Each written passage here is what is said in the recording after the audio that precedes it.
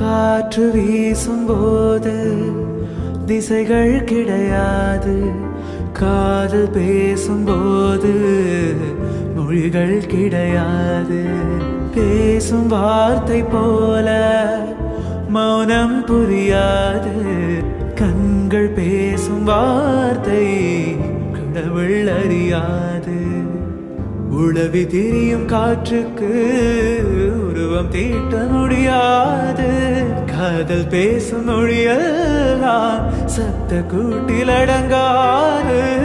இயற்கையின் மொழிகள் புரிந்துவிடு, மனிதரின் மொழிகள் தேவையில்லை.